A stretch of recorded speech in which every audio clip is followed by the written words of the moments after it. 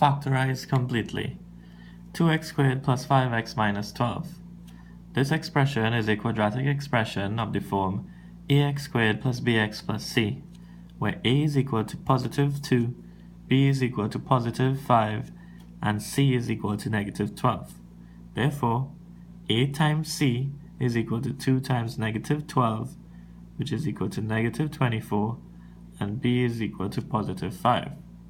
The first step in factorizing this quadratic expression is to find two terms such that when multiplied it will give us negative 24, and when added it will give us positive 5.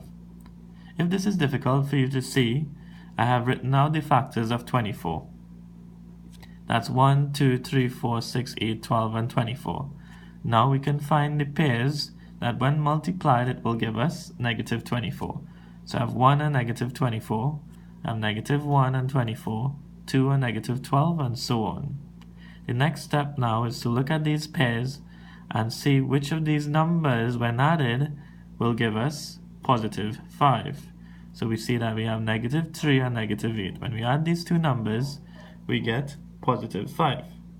So now I can rewrite this quadratic expression as 2x squared minus 3x from here, and now positive 8, plus 8x minus 12. I replace the positive 5x with these two terms. So instead of 3 terms, now I have 4 terms, 1, 2, 3, and 4.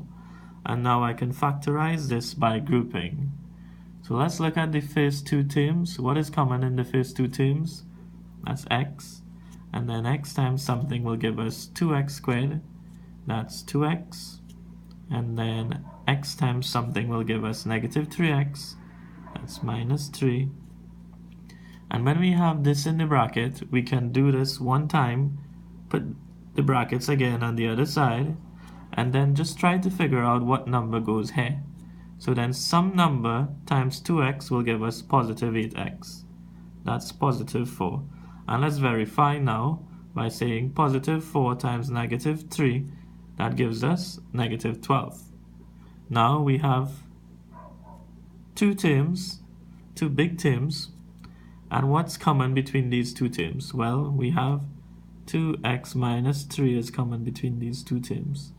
Now 2x minus 3 times something will give us the first term, that's just x, and then 2x minus 3 times something will give us the second term, and that's just positive 4. And now this here is your final answer.